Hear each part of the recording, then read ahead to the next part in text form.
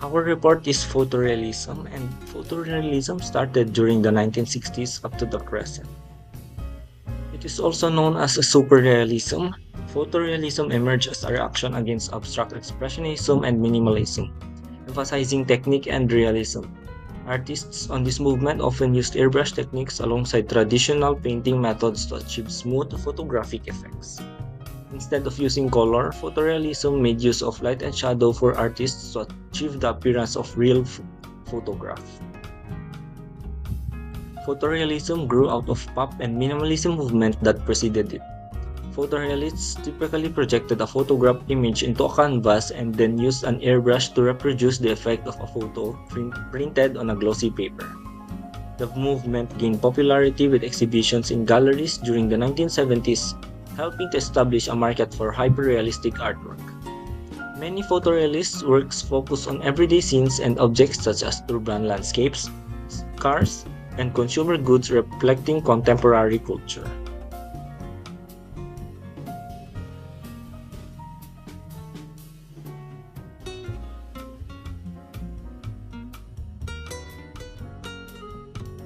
The proponents of photorealism, artists such as Richard Estes, Ralph Goings, Audrey Flack, Robert Bechdel, and Chuck Close, attempted to reproduce what the camera could record.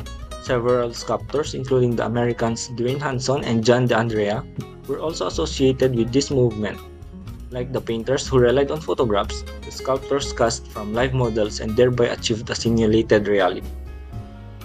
Notable artists and their artworks. First is Richard Estes. He is considered as the founder of photorealist movement along with Chuck Close. Estes is best known for his paintings of New York street scenes, which he composes from multiple photographs. His trademark is the inclusion of reflective surfaces like storefronts and car windows, allowing his paintings to capture even more than meets the naked eye. Richard Estes' works includes bust with reflection of the Flatiron building, telephone booths in the second picture, and others are escalator and diner. Second is Ralph Goings. He is known for his highly detailed paintings of hamburger stands, pickup trucks, and California banks, portrayed in a deliberately objective manner. He created a niche for himself in the photorealist movement by creating paintings that didn't just fool the eye or pander the effects of light on various surfaces, but also explored the visual culture of working-class America. His works include American Salad, Rainbow, McDonald's Pickup, Golden Dodge, Flowered Tabletop, Blue Napkin Holder.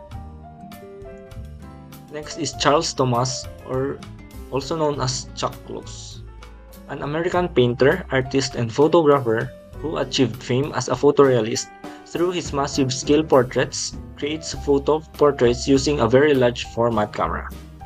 Globally renowned for reinvigorating the art of portrait painting from the late 1960s to the present day, an era when photography had been challenging painting's former dominance in this area and succeeding in steadily gaining critical appreciation as an artistic medium in its own right. Chuck Close's artworks includes his big self-portrait, an image of Leslie and Agnes. Charles Bell, a photorealist who created large-scale still life. Bell never received any formal training in his art. He claimed his inspiration from Richard Diebenkorn and Wayne Thiebaud.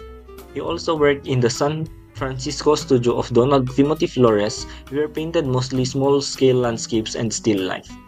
He was given the Society of Western Artists Award in the 1968. After moving to New York, Bell created his paintings by photographing a subject in still life. His works includes Gumball 2, Sada, Paragon. Next is Audrey Flack. Audrey Flack is a photorealist painter, printmaker, and sculptor. Flack's early work was abstract. One such painting paid tribute to Franz Kline.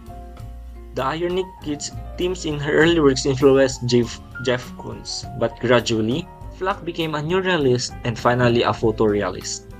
She achieved the photorealist effect by projecting, tracing, and recoloring real historical events onto oversized canvases. She also produced Juanita's works, traditionally still life paintings featuring religious and moral symbolism.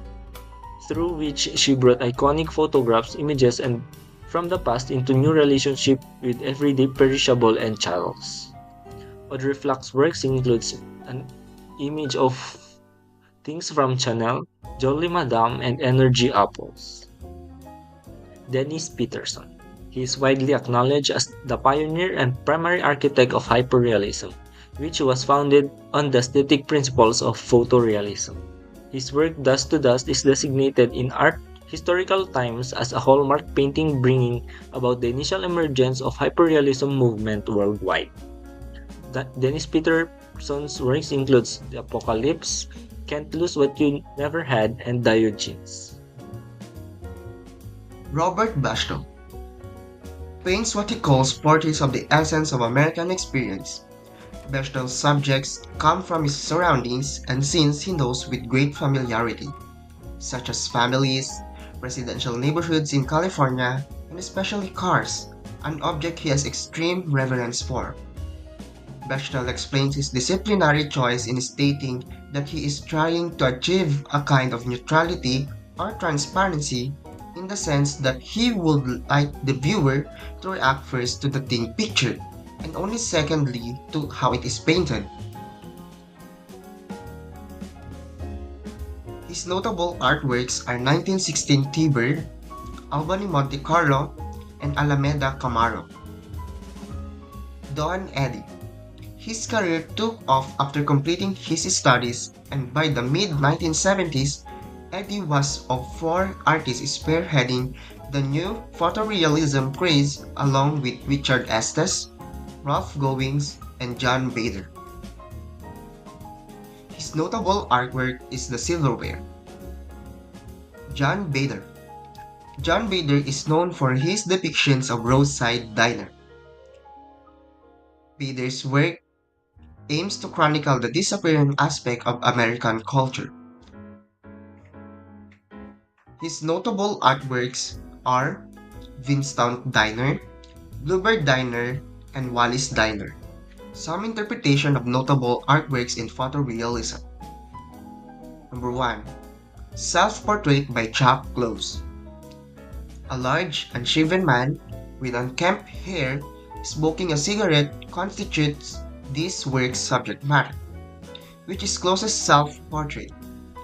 Through the use of black and white, Close emphasizes his slovenly appearance and highlights the labor that goes into making art, as well as the unglamorous nature of being an artist. In this manner, he turns the long tradition of artist self-portraiture on its head. The painter turned to creating portraits in part to refute critic Clement Greenberg's claim that it was impossible for an advanced artist to plant portraiture, because Close methodically paints in a grid. His work has drawn comparison to such minimalists as Agnes Martin and Sol LeWitt. He has established a reputation independent of photorealism and is considered one of contemporary art's leading figures and portraitists. 2. Diogenes 2 by Dennis Peterson. A gray-haired man slumbers in public on a park bench during daytime that seems somewhat inappropriate.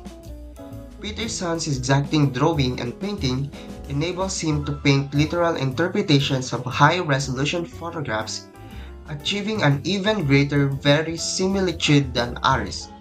His images are sharper, more literal interpretations.